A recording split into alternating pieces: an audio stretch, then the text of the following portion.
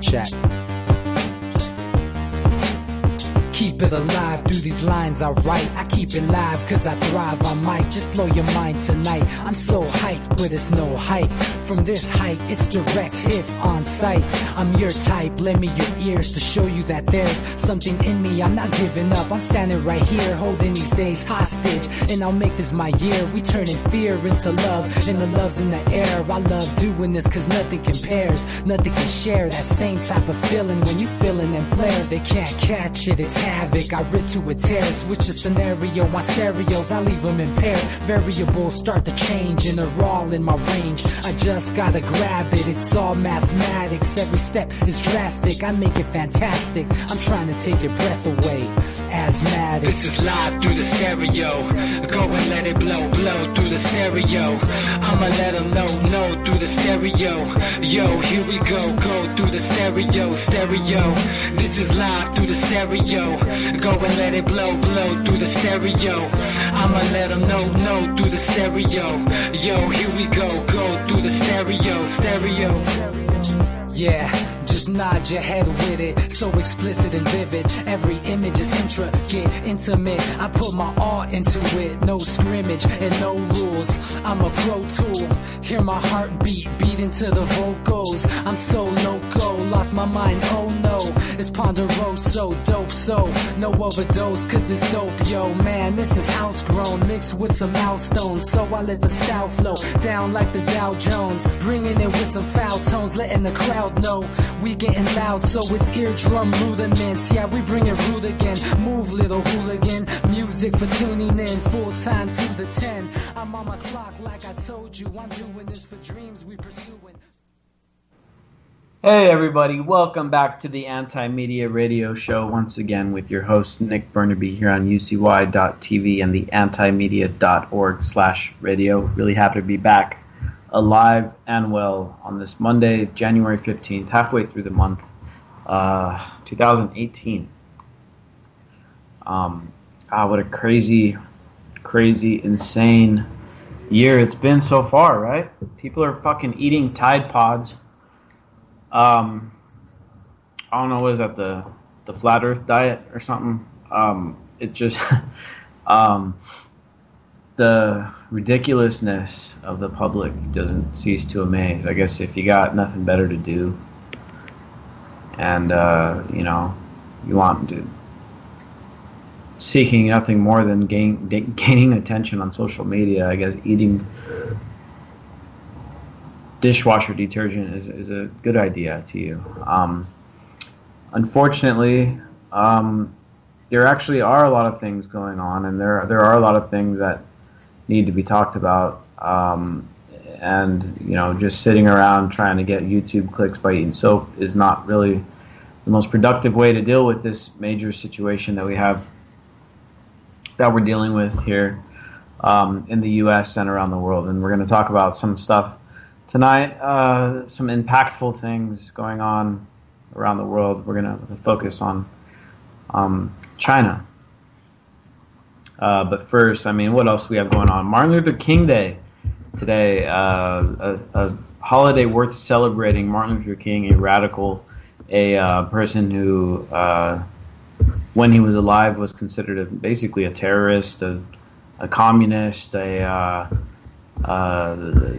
deplorable, a radical. The people nowadays that talk all this smack about Black Lives Matter and protesters and how we should run people over that are blocking the roads. Those are the same kind of people who now say, oh, Martin Luther King, why can't you guys be more like Martin Luther King? He was nonviolent and he never blocked streets and stuff. Those same people who pretend like they like Martin Luther King are the same people who call Black Lives Matter nowadays terrorists and thugs, and they should be run over in the street. And if you were to go back in time and place those same people who pretend like they like Martin Luther King, they'd be saying the same kind of garbage that they say right now about Black Lives Matter and other protesters about Martin Luther King and the civil rights movement. a bunch of communists, a bunch of terrorists, a bunch of bad people who need to be run over if they block streets. I mean, you go look at the marches. You tell me they didn't block streets. And of course, the government, directly or indirectly, responsible for the death of Martin Luther King. And now the government wants to go and make it a federal holiday, and Donald Trump, the biggest asshole in the country, is out acting like he's celebrating Martin Luther King Day. And here, locally in San Diego, the fucking FBI marches along with all these liberals in the fucking street supposedly supporting Martin Luther King. The FBI, the people who not only, responsible for blackmailing and manipulating and trying to destroy the reputation of Martin Luther King, who possibly also had a hand in killing him, are marching in the street acting like they support the guy. So, I mean, this alternate reality where these politicians are like, oh yeah, Martin Luther King, and the liberals and the Republicans and the conservatives and everybody acting like, oh yeah, it's so nice. And even the like I said, the shit talkers, the fucking assholes online that think protesters should be run over in the street, acting like, oh, Martin Luther King was like so peaceful and he would never have done what these thugs do nowadays. Yeah, sorry. You don't have the full story, because Martin Luther King was very radical, and sure, he mostly used nonviolent tactics, but the stuff they did, I mean, let's put it this way: if Colin Kaepernick offends you, if he melts, if he causes your snowflake to melt, then Martin Luther King would have really done it for you. And so a bunch of hypocrites out here act like they support Martin Luther King. They don't. And if he were around today, they'd hate him, and they'd talk shit about him, and they'd call him a traitor. All the more reason why we do need to support Martin Luther King and remember what he built and what he did, all the work that he accomplished. Because it was a great movement. It was a great movement. And when he started to transcend identity politics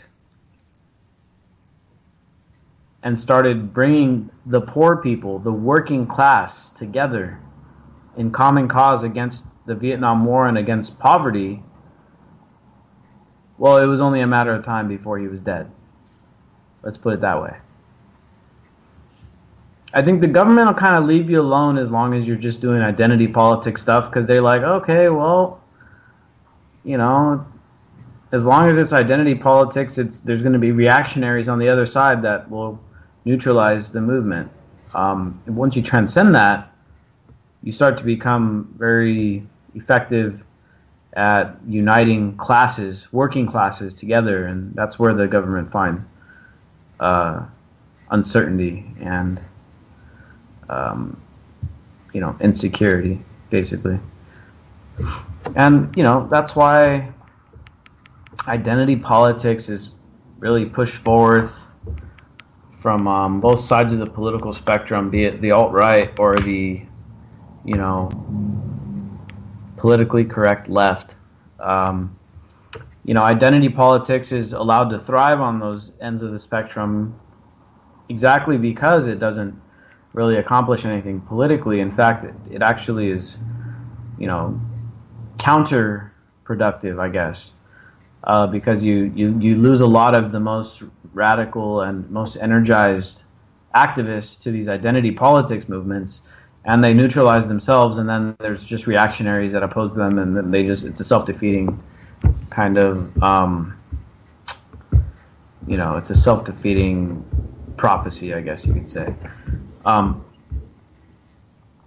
But yeah, I mean,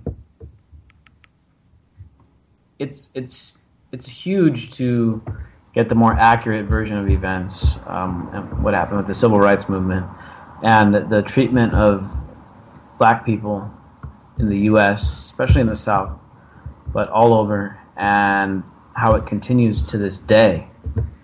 The structural, systemic racism that continues to this day has not been fixed. There have been improvements since the days of Martin Luther King. I've been down to the Civil Rights Institute down in Birmingham, Alabama, and I was barely able to walk through that thing because it was so bad. kids being chewed up by police dogs, hundreds of bombings against black establishments, including churches, brutal beatings, lynchings,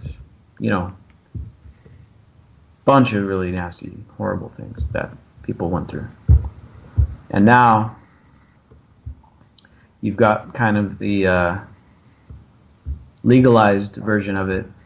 Well, back then it was legal, but now it's kind of a kind of swept under the rug version of racism for the liberals and for the the people that live out in the suburban areas that don't really get to see this kind of stuff. But you've got massive inequality for non-white people, much fewer opportunities. People just, the racism is still there. People see you walking down the street and you don't look right, you don't look white. Just simply people look at you strangely if you're in a certain neighborhood or whatever. That's all still there. That's all still there. If you're black and you go apply for a job, you got less chance of getting called back just because. Just because. And people like to say, oh, well, the civil rights movement, the civil rights laws, racism ended in the, once those laws were passed, and we've had a black president, so racism doesn't exist anymore. Bull fucking shit. Bull fucking shit. If you're anyone that says that, you're fucking clueless. I'm sorry to say it, but you're an idiot. Racism is more apparent now than it's ever been in the United States, and it's really not getting much better. I think the conversation being had is a good thing. I think, of course, people get uncomfortable, and people who are, oh, I'm not racist, I'm colorblind and all that. It's uncomfortable for people. But that's what, uncomfortable conversations need to be had, because if you just remain in your comfort zone, well, you're never going to hear out the other side. And so sometimes you got to get a little bit offended and a little bit shaken up and like, oh, shit, yeah, maybe I do some of that stuff. Maybe I could, try to understand what's going on a little bit better, because it's not, it's not over just because you don't realize it. If you live in a damn suburb, you may not even notice it or realize it, but 1,000 people a year being killed by cops. And again, it's not just a race thing. Black people, Native American people are killed at a much higher per capita rate than other people by the cops. But it's not only a black, it's not just black people getting killed. Overwhelmingly, I'll tell you what it is. It's poor people, the poor, the working class, getting killed because the police, the laws and all that, just the quote-unquote justice system is built to serve the rich. And it keeps us poor folks poor. It holds us down with petty bullshit laws and citations and drug laws and just administrative nanny state bullshit protecting you from yourself, while at the same time keeping people incarcerated and pulling the money away from the working class and giving it to their buddies, the politicians and their buddies. The whole thing, it's backwards. And Martin Luther King Day is a good day to, it's a good day to talk about this stuff, because if it's not talked about, like I said, if the conversation's being had by the fucking liberals walking down the street with the FBI in the parade for Martin Luther King, obviously the conversation isn't being had. Obviously.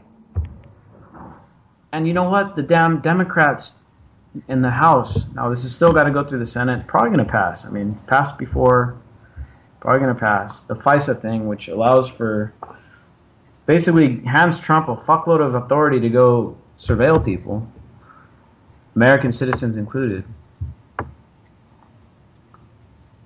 The liberals voted for it in the House. They didn't do anything. They didn't, and I'm not even playing you. Some of those same people have been saying, oh, Trump is literally an authoritarian, loose cannon. We can't trust him. He can't be trusted. We maybe even need to impeach him. And these dudes go and vote to give the full more power. I'm not even shitting you. I wish I was joking about this, but, we all know it. Both parties are fucking full of shit. And these liberals want to walk around like they've got the mantle of the civil rights movement. And you know who's fighting for civil rights? I don't agree with the whole running for office thing, but Chelsea Manning is a person who fights for civil rights. And what is happening now? Just, she's being criticized by the conservatives, called a traitor, being criticized by the liberals, being called too radical, being criticized by the libertarians who say, oh, well, she's a man, she can't choose her own gender. Okay, that's super libertarian of you. That person fights for rights, and where is that person being talk shit to, being put down, and on the same breath, these fools are like, Happy Martin Luther King Day, everybody. Yeah, we're carrying on the legacy of Martin Luther King. And by the way, fuck Chelsea Manning. Oh, okay. Yeah, that totally makes a lot of sense. But, surprise, surprise, a bunch of hypocrites in the government. I mean, are we really going to be acting like we're surprised at this point? No. All we can do is really point out, okay, these assholes are at it again. They're doing what they do. Being assholes. And the people who speak the truth are the enemy, and the people who bullshit you and steal your money are the heroes, right? That's what we're supposed to believe. That's what they like to tell us.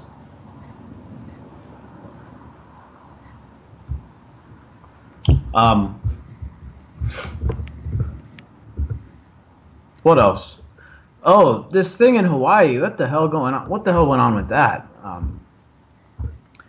An alert goes out saying that basically everyone's going to die in Hawaii. I mean, this thing is like, what in the world happened there? Like,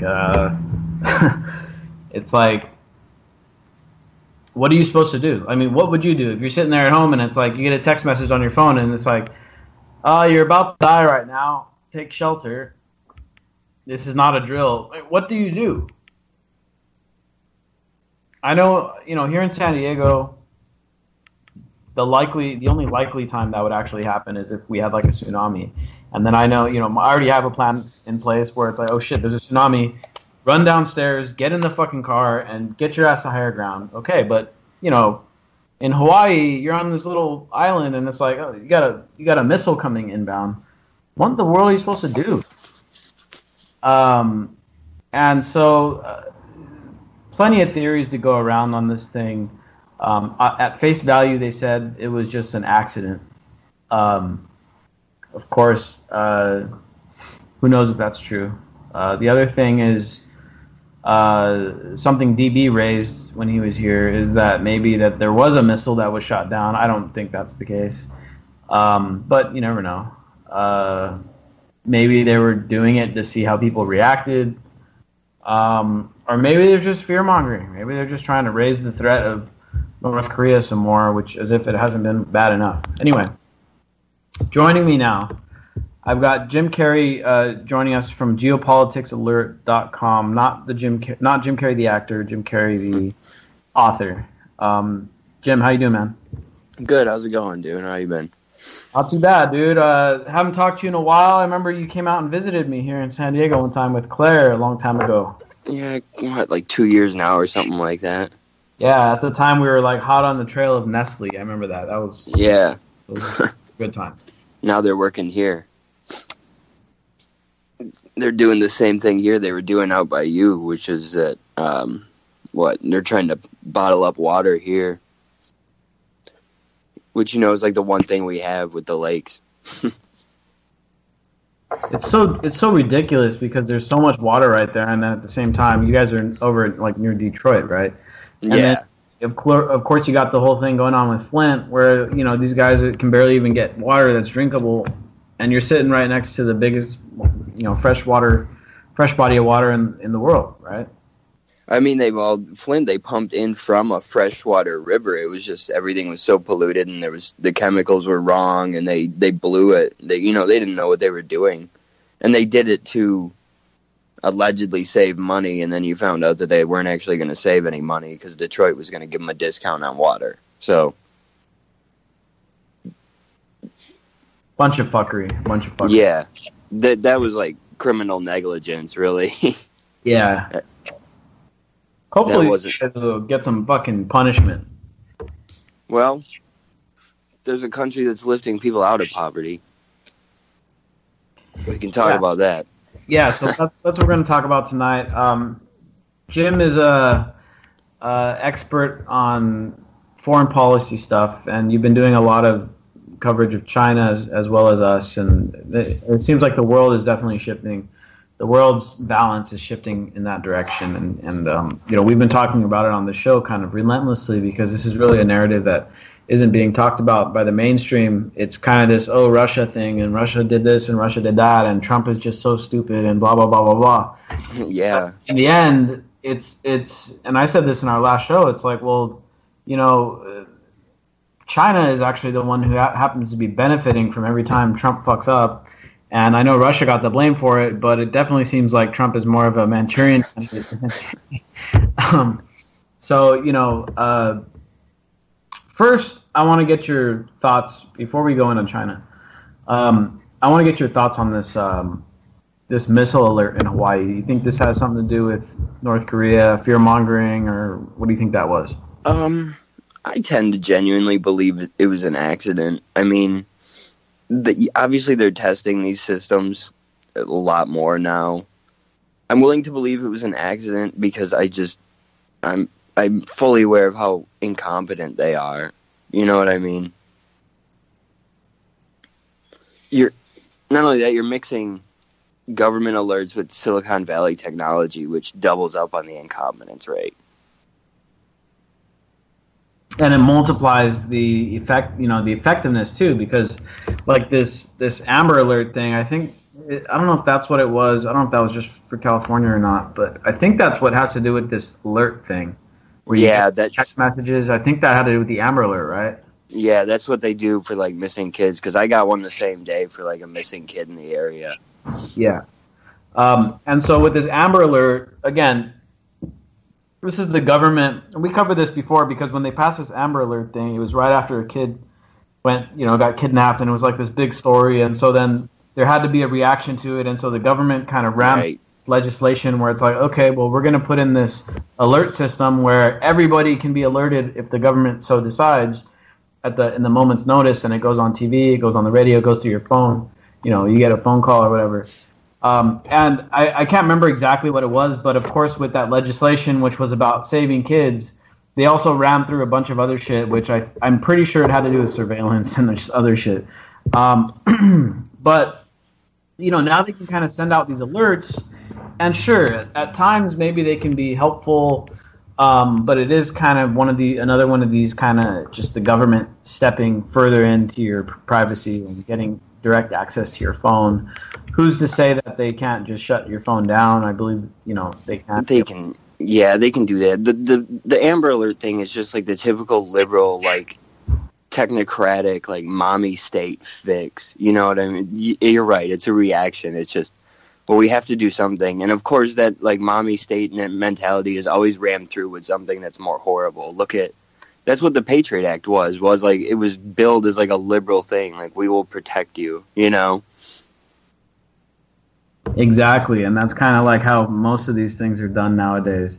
Right. Democrats would bill spying on you as like the nanny state protecting you, and that's exactly what they do with like Amber Alerts and stuff, or anything. Democrats supported charter schools. Any type of neoliberal reform is usually an awful thing that they bill as being something that's better for you. So, yeah, exactly. So I want to kind of keep on this North Korea thing, and then we'll kind of transition into China because I think this stuff is all related. Yeah. So this missile thing, obviously in Hawaii, if there's like an incoming missile, let's say that it actually happened, it would obviously be the most likely candidate would be, oh, North Korea fired a missile, but like, you know, maybe we shot it down or whatever, and we saved you guys, but now we have to go start a war with North Korea.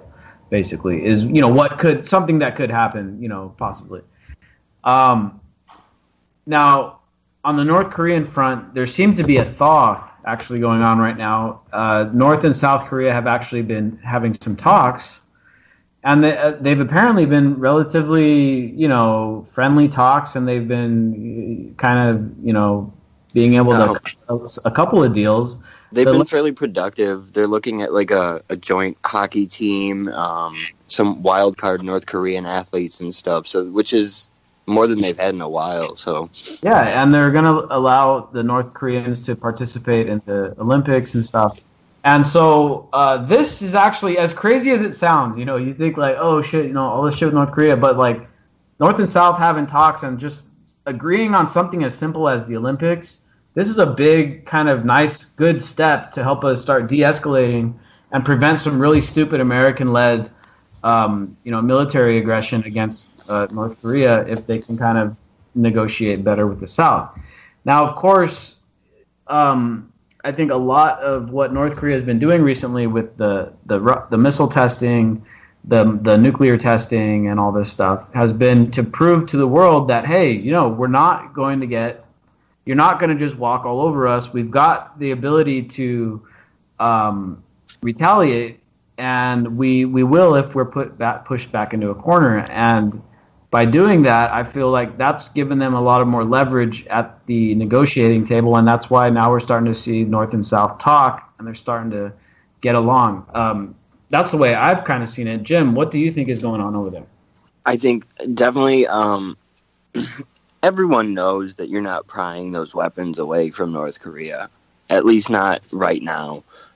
South Korea talking to them is, you know, that's been the plan of Moon Jae-in since he ran for the presidency. As, you know, it's been under a conservative for like, 20-some years. And at that point, you know, the Liberal Party, they're not really that liberal, but the Liberal Party took over. And, you know, Moon Jae-in wants to do more with speaking to North Korea, but he's been restricted even by sanctions from his ally, you know, the U.S. They continue to sanction North Korea to the point where it's almost impossible for Moon to talk to North Korea. So he's making the best of a bad situation and doing all that he can, you know. I don't think they're going to give up the missiles. I don't know what you're going to do about that. But despite what Trump says, you can't really launch an attack. You can, but you're never going to have a friend in the West Pacific Ocean ever again. Yeah, and look, I mean, the U.S. has already fought that war. Like, yeah, the U.S. already fought that, and you know that's why the lines are drawn where they're at now, because there was the U.S. couldn't win. The U.S. lost. And to me, it's pretty clear that China's made it pretty clear. If somebody unilaterally attacks North Korea unprovoked, then China will step in on North Korea's side. Now, if the opposite were to take place, and if North Korea preemptively attacked, let's say, South Korea, Japan, or shot at a U.S. ship or something, China's made it clear, look, we won't step in. We'll let them get their repercussions or whatever. But looking historically back at the Korean War between the U.S. and Korea, the U.S. already went and fought over there, and then when they got up close to China, they got pushed all the way back to where the line's at now, and that's where this was drawn. So it just, the U.S. talking about, oh, we're going to do this and we're going to do that and all this shit to Korea. I mean, first of all, it wouldn't work. Second of all, it'd be really fucking stupid. And third of all, it just cause a bunch more problems than it would solve, basically. But that's why Trump tries to lay the blame at China's feet. This is a man who's really good at looking for someone to pass the buck on. Look at what he just did this weekend, where he basically put the Iran deal on Europe. And he does the same with North Korea, where he knows he can't really do anything. He knows his options are limited. He looks for someone to dump the blame on. But the problem is, if you dump the blame on China, what are you going to do when they don't come through? You can't really punish them. I don't understand what his aim is. I don't understand what he thinks he can do, because I know the war is not really a possibility. I think China banks on that too. I think they don't think it's very likely, or there may be a coalition to save North Korea if Trump does it wrong, for all we know. Yeah, and I think that, North Korea is like a... North Korea, I mean, I don't know the extent. Korea and China have always had this really strange relationship. It dates back thousands of years. And if you look at some Chinese history, you'll see that there are times in history where China tried to kind of invade Korea and make it part of its dynasty or part of its empire thousands of years ago, and it was never really fully something that could be done. It was just one of the things where they try to invade them. There's a stalemate, and then they say, okay, well, you guys are just kind of under our sphere of influence, and that's it. The only time it actually happened was like under the Mongolians, when the Mongolians kind of took over that whole region, and then they just couldn't finish off Japan.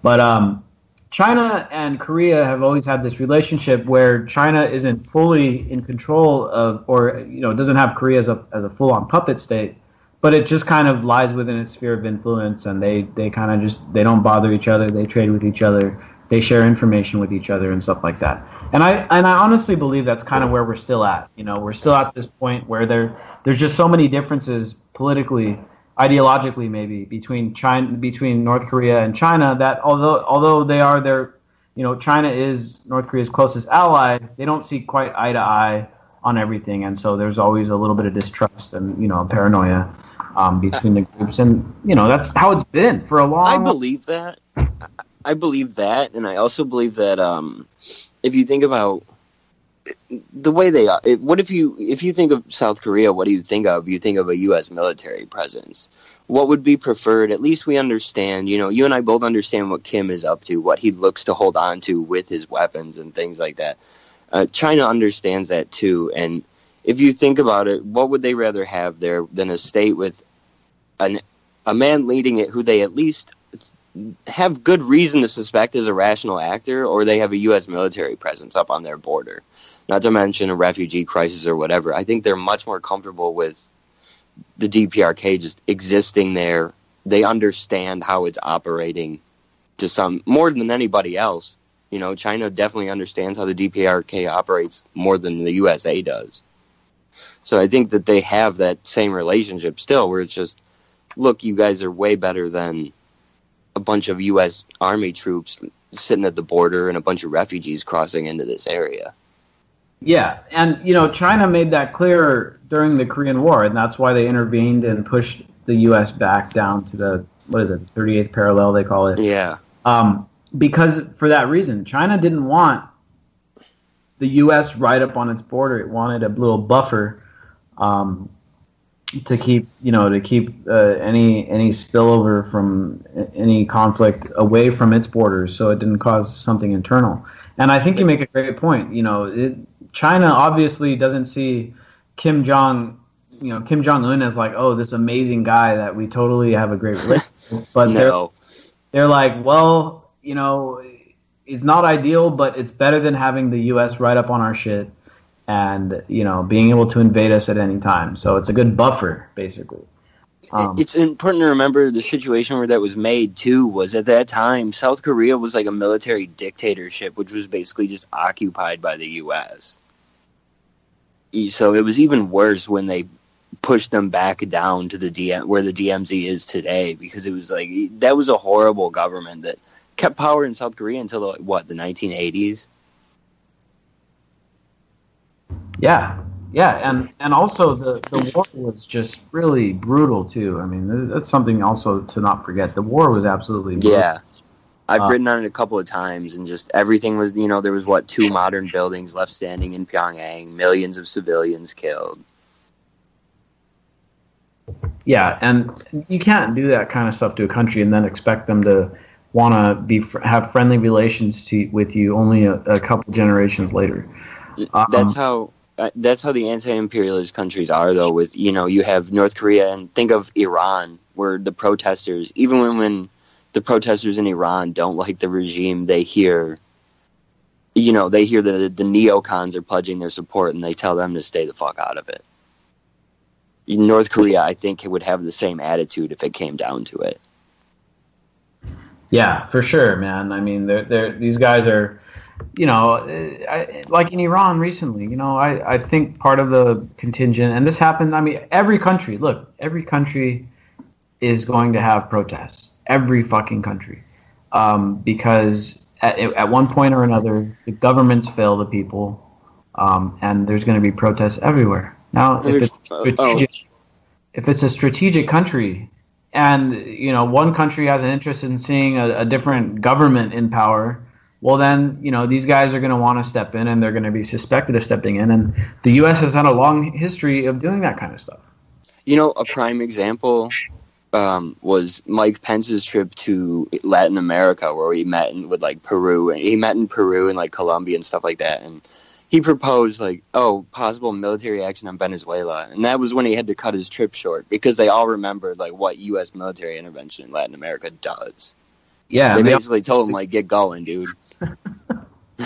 Yeah. The world's getting wise, dude, and that what I want to talk about here, because look, as we speak, just over the past few weeks, there's been a lot of action in regards to the power, the power shifting back to the east, and mainly what we're talking about is the growing economic and diplomatic power of China, which of course is a major player in Korea. It's becoming a player in all the hotspots around the world, and that's what I want to talk about tonight. Firstly, the latest flippening of Pakistan over towards away from.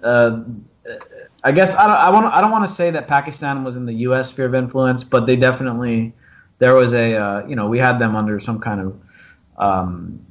They were listed as an ally. I mean, they were an ally. We had them under some kind of leverage, but now it's been over the last just couple of weeks. It's become pretty clear that Pakistan is saying, you know what. We're done dealing with the United States and you guys' bullshit, and instead we're going to start working with China. So, Jim, I mean, I'm sure you've been on top of this subject, and we've talked about it a little bit on the show. What do you make of this whole thing with the Pakistan switching its allegiances from the U.S. to China? They haven't fully gone over. They still maintain some defense agreements with the U.S. as of now, but that's. They really walk a fine line balancing, their clandestine assets and the stability of their government. So that's kind of just necessary for their own survival, is to keep some U.S. agreements in place. But the switch for, using the yuan for cross-border trade with China, canceling some defense agreements and looking like they're going to go with China for new defense agreements and intelligence sharing. A big part of it has been, for Pakistan anyway, has been India, who is obviously, their regional rival. Both of these countries have nuclear weapons. Pakistan's are beefed up by China, who obviously has to compete with India as the other power in the region. But Pakistan has watched the U.S. play a dangerous game, and now you have Israel also courting Modi in India. You have a lot of unsavory characters lining up with India, and that's how Trump wants to access Afghanistan now. Pakistan's in a rough spot, and they've been kind of kicked around for a long time, so I understand why they would switch. But at the same time, a lot of people seem to be switching, and I think one major mistake that, like you said, it seems like that the Chinese couldn't have asked for more with Trump. I think one major mistake to point out was, and it wasn't a good deal, but Trump's canceling of the TPP really kind of started all this. Yeah, look, I've been plenty critical of the TPP because it was kind of one of these big corporatist kind of Oh, it was trash. It was a global, total, gift to huge ass companies or whatever to go It was in. on par with the WTO or anything like that. It was bigger, really. Yeah, it was just a huge bailout for companies. But, and this is the big, this is caveat here. And we actually were talking about this a long time ago when Obama was still trying to ram the TPP through and all this. I referred to it as an economic Great Wall around China. Yeah. Whereas basically the U.S. was trying to but solidify enough economic ties and trade deals between countries surrounding China or nearby China in the region where they could basically get leverage. The way I saw it is the TPP was a way to leverage our demand for products and say, hey, China, well, if you don't want to play ball, we're going to manufacture shit in Indonesia instead, or we're going to manufacture in the Philippines instead, or something like this. Right. It just integrated everyone into the U.S. supply system, everyone around China. Exactly. And so it was kind of a economic buffer zone that was going to give us leverage against China. And when Trump scrapped the TPP, nobody really on one hand, it's like awesome. He's kind of like, all right, dude, China, Trump actually did something right. He ended the TPP. Yeah, I didn't care. The other hand, I remember just thinking like, holy shit, dude, China is loving this right now. But at the same time, China is looking at like a much more long-term investment because 60% of the countries China is taking on with Belt and Road are considered junk status by like Western, like the IMF and Western banks and stuff like that. So China is taking on a risk that the U.S. wouldn't take on. But that was the whole thing, that the U.S.'s plan was to just basically, like you said, give a corporate bailout to lock out China and treat more countries like shit. It was going to lower wages again in, the Pacific Rim and everything. Yeah, and so, with the TPP out of the way, and with Trump kind of shifting, if not in direct policies, because he hasn't really done much on policy, but at least even just in rhetoric, has kind of pushed the rest of the world out of the further out of the U.S. sphere of influence. Now, all these countries in Europe, of course, everybody in NATO, most of the UN, they still find themselves within the U.S. bubble, but under Trump, a bunch of these countries have been pushed a little bit further out towards the margins, even. I want to say real quick, he did make some policy decisions when it came to China.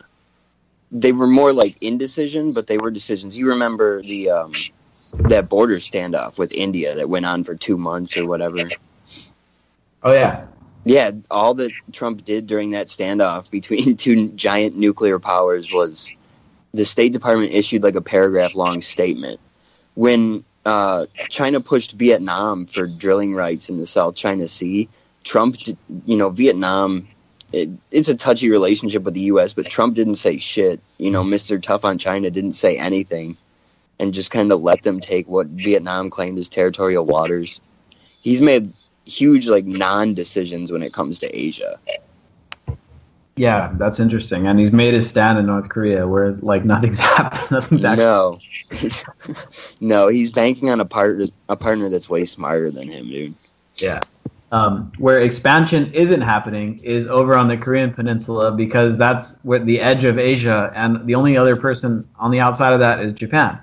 And so Japan is already fully developed. Japan isn't really a place where if you're setting up a new empire, you're not going to say, hey, Japan, you want to join our burgeoning, movement to industrialize all of us, developing nations.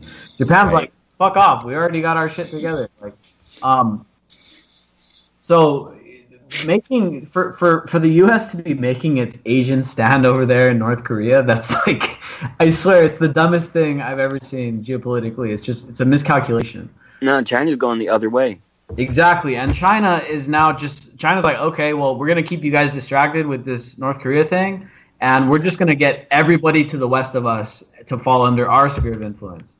Trump keeps waiting for them to do something on North Korea, and they can literally it's like the Saudis saying they're going to do something about terrorism. You can just humor the dude while you do whatever you really want to do. You know, they haven't done anything on North Korea, but he still, like, oh, Xi is my best friend. I know Xi likes me. You know, this guy's, like, lost somewhere else while they make these, like, genius moves. And I like I said, anyone who's a partner with this dude just knows how to take advantage of him.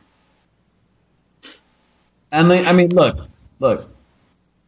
I'm sure Trump has some pretty damn smart advisors and stuff. Oh, absolutely. But let's face it, dude. Xi is like 100 times smarter geopolitically than Donald Trump is. I mean, the guy is just a silent, he gets shit done like ridiculously without being out there in the world stage like, oh, I'm doing this and I'm doing that. It's just like silently executing a huge new infrastructure project that's connecting a lot of like the developing world, which happens to be where a lot of the resources and a lot of the labor is coming from right now. Where the U.S. is over there, like I said, on the Korean Peninsula, where there's really nothing to be gained, and the U.S. is like out there, and then we're just losing battles in Syria and in Iraq.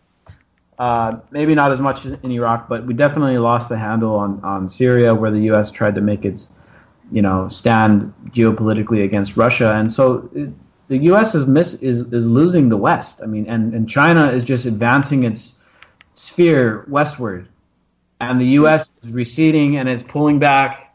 It's focusing on points that shouldn't be focused on. And I think it seems funny to me that like China's dominance in Africa seemed to shock so many people because they weren't paying attention to this entire continent. And all of a sudden you have China. China is they're the number one job creator in Africa all of a sudden. And nobody even told you like this was approaching. Yeah. So this is going to be a major front. And the U.S. already has a military presence. Now, there hasn't been very much good work done from a economic standpoint. A lot of Africa is still recovering from a colonial structure of, colonial society structure. And a lot of those countries are still trying to work their way out of all the fucked up things that happened. Not only that, I mean, just post-colonial Cold War, too, was such an awful period of, like, U.S. interference and CIA operations and things like that. Even post-colonial was such a horrible, it was obviously, it's like Latin America. It was treated like such shit.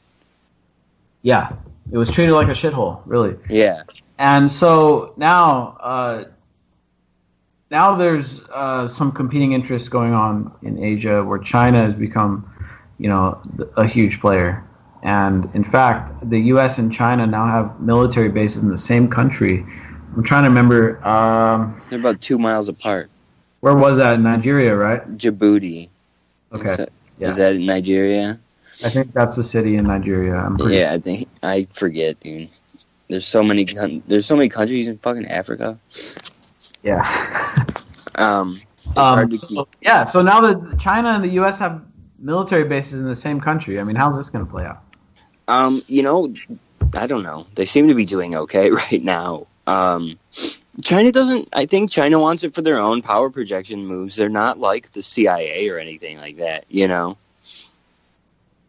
In fact, in Zimbabwe, like CNN and the Washington Post and stuff accused China of interfering in the coup in Zimbabwe by not interfering. They accuse them of being behind the coup in Zimbabwe by not stopping it. So, I mean, China doesn't really have like an interference. Like, if you look at China over the last year, what have they done? They've built like their own domestic aircraft carriers and their own military equipment. They're looking to project power, not really colonize things like the U.S. looks to do. I don't think you'll see China running giant, clandestine anti-terror operations across Africa like the U.S. does. Yeah, and look, I want to get your input on this. China has never done that, actually. No. And China has always been one of the strongest countries in the world. Like, it's literally it always has been, right? But, I mean, China has its own internal disputes between the dynasties in the past. They've had civil wars time and time again, like a lot of them. And, of course, you got the thing with the the areas that have somewhat of a tension with the central, Chinese government. You got Tibet and, territorial disputes all over the place, man. Yeah. But other than those things, I don't really, I can't really give a historical context of China actually being an imperialist power. I mean, of course, we're not including the Mongolians here. But China itself, other than kind of just Chinese disputes, and like I said, they have, a long time ago, they tried to fight North Korea and they tried to invade Korea before, but it just never worked out. So China has always kind of been a country on its own, but not one that would invade other countries. And so as the balance of power does shift, and I think in the next 20 years it's going to be apparent that the U.S. is no longer the most powerful country in the world, but China actually is, and maybe the U.S. is a distant second place. When China has that power, do you think that they're going to be an empire, or do you think they're going to be something different? I think there'll be something different, because I think that if you look at their economic model develops totally, their way of working, it develops so totally different from the U.S. Look at the U.S.'s economy is so based on imperialism and war, and meanwhile China's building an economy on a totally different philosophy. Why would they begin by building it like this, when if they were going to be like the U.S., realistically they could just invade their neighbors, they could have their own French and Indian War or whatever they want to call it. If they were going to be like that, I get a feeling that they would be like that. That's why I think people like dealing with them. They aren't going to come push around. They kind of have that, at least to an extent, and obviously, they are a state, and I'll give you that, and they have their own interests at the end of the day. But they do seem to have a genuine interest in making long-term investment, and they seem to realize that a neoliberal war economy won't last. It's not sustainable. And the U.S. is proof. They have proof that economic model doesn't work. There's plenty of proof that the Western empire model doesn't work. Yeah, exactly. And, the U.S. is kind of like a hybrid of what the British used to do, and the U.S. kind of said, well, if we kind of just privatize the empire for the most part and only use the armies to go knock out governments, we can kind of get away from the old pitfalls of empire was having too many occupying armies spreading too thin around the world, trying to occupy all these countries conquered and stuff like that. Well, and now they've spread themselves thin financially. They've collapsed their own financial systems from trying to, initiate economic hits on people. Yeah, exactly. And so, of course, every superpower learns from the other, and the U.S. learned from the British model and the Dutch East Indies Company, and that's like a miniature version of our empire now, or Yeah. That's kind of what solved the whole thing off of. And China, I think we can look historically at what they've done in the past, and China has been, if you look back at the old Silk Road days and all that stuff, it's always been not about conquering land, but developing its commerce, economic ties with other peoples. Yeah. And it seems like they're continuing that today, and also just learning from what the U.S. had done, the mistakes the U.S. made, learning from that. Now, of course, this is when I talk about China, for the most part, I talk about the external workings of China, China on the international stage, right? And looking at them from that aspect, they actually seem more benevolent than the United States. Now, that's nothing to say of what actually goes on within China, where they've got hell of surveillance and censorship, and there's plenty of authoritarian shit going on. But if you look at what they do outside, do they project their authoritarianism outside? They really don't. They actually don't. No, I won't comment on their internal matters, but how they treat Africa and stuff like that, how they treat those countries is they seem much more genuine when they say, like, some X country is a partner. It's a partner. And no, they don't launch troops there. You know what I mean? They don't launch troops. They don't immediately move in, like, Blackwater to protect all their sites and things like that. And look at the countries, you know, like I said, 60% of the countries in Belt and Road are the countries that Trump was calling shitholes last week. You know? Yep. So they're willing to move in and work with people that the U.S. has abandoned anyway and would treat like shit and loans them money and lets like the Gates Foundation in to set up monopolies and steal from them. You know? Basically it's an economic hitman style where they they find some rich politicians, put them in a bunch of debt, and then put them under their thumb. You know, that's what they do. It's China, or you have, like, Monsanto and, like, Bayer and stuff like that coming to your country to try and help you rebuild. Which option is really better here? And one won't try and handpick your politicians, you know? Yeah. I think China definitely has a philosophy of, well, whoever picks up the phone in the morning and is willing to do business with us, that's who we'll talk to. Exactly. I mean, that's the thing is if you really take a more human look at it, instead of trying to manipulate the politicians, you just let it boil down to the human factor, man. The people need to eat. People are going to make things happen to make the economy happen, and China doesn't have to pick the politicians. They just know that whoever has the power is going to want to work with them. That's what I mean about Zimbabwe when, like, CNN said, like, oh, China was behind the coup because they didn't do anything. It's not that they were behind it. It's just that they called up the next day and said, hey, you know, who's the new boss? And can we talk to him? It's not like that guy's going to say, like, no, we don't want Chinese money anymore. Yeah, exactly. And, you know, here's the thing. This is the thing that's so funny, not funny, but just ironic about the U.S. complaining about Russian electioneering in the United States, is that the U.S. has been going around to, like, all these countries all around the world electioneering, dude.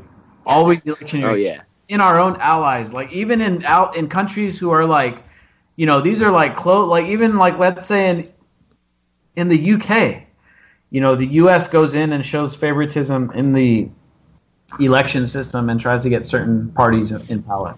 You want the best example I saw in the last week and a half was during the Iran protests. David Frum, who's constantly complaining about Russia and saying that, you know, the Atlantic is constantly on the Russiagate bullshit. David Frum's outlet posted a bunch of stuff that, like, sanctions weren't letting social media properly subvert Iranian protests. Wow. Yeah, so that's what they openly say that they want to do that shit to other countries, and then they expect you to give a shit about this Russia stuff. Yeah, and then it's like, oh my God, the Russians posted a few Facebook ads, and, you know, it's ridiculous. It's right, and these are the people who've made, like, whole fake social networks in Cuba and stuff like that, you know. Yeah. Like, I trust them to tell me who's really messing with stuff. Do as I say, not as I do, right? Right, and look at, you know, what, the DNI report just blamed everything on RT, and they've turned up, some Black Lives Matter Facebook ads?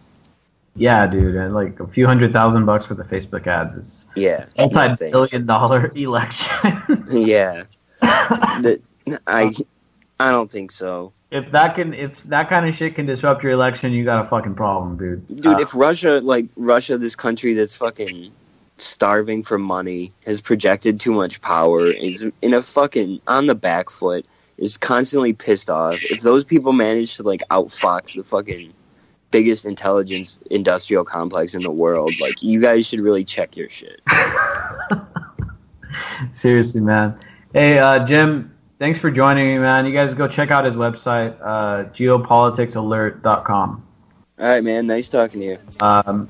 Thank you all for tuning in. You know, we'll be back Wednesday, hopefully with some better news coming from the foreign policy front. We'll see what's going on. We'll get some updates. Happy Martin Luther King Day, everybody. Ciao. This